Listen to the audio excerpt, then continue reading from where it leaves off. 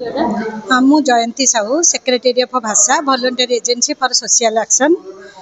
मु आज government of India मते एथिरे सहयोग करके ए प्रोजेक्ट प्रोग्राम टा आज हेउछि मेडिसिनल प्लांट प्रोजेक्ट कोन कोइबे किमति कोन प्रोग्राम होछि ए प्रोग्राम रे हमर सब एसएजी माँ माने आछंती किछि कृषक भाई माने आछंती से कृषक भाई माने केमिति एक रु अधिक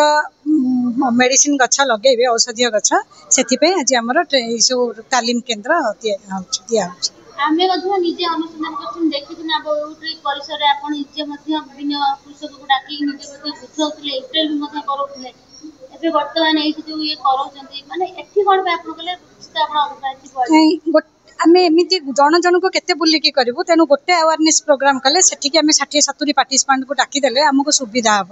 तेणु आम गोटे जगह आज प्रोग्राम टा करूँ प्रोफेसर डॉक्टर गाँ मानक जो चाषी मैंने अच्छा से माने चाष विषय कौन ट्रेनिंग एवं किछि ए विषय किछि जानि पारु तो से माने को आपन तरफ कोन केमती माने डाकुचंदी हम कोन करि आज तो आम जो एसएजी माँ मान को डाकीचु आ जो कृषक भाई मैंने आसछंती से माने एठू जतिकी पाइकी गले से माने गाँ रे भी प्रसार प्रचार करिवे ता सहित आमे भी पंचायत लेवल को जाइकी ए गछर प्रोग्राम मेडिसिनल प्रोग्राम करिया पे मोर बहुत इच्छा आ गवर्नमेंट रो सहयोग मो नेई गाँ रे जाइकी पहुंची प्रति पंचायत टू पंचायत काली डीसी आस्थिले एवं काली कॉन्फ्रेंस मीटिंग हेतला आमे मध्ये उपस्थित थिलु डीसी मध्ये तांकर ए विषय रे उपस्थापन मध्ये करिथिले एवं ता विषय मध्ये आज 67 रो आज गोटे अनुष्ठान दिवस से दिवस रे आपण कोन शुभेच्छा दे कृषि मान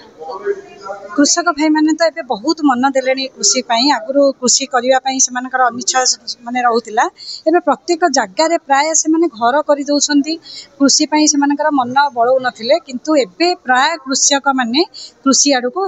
माने आगचरा हेलेनी आ ए मेडिसिनल कथा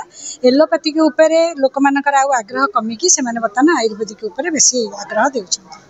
देखबा तो युवपीढ़ी माने एबे कृषि प्रति आग्रह हेलेनी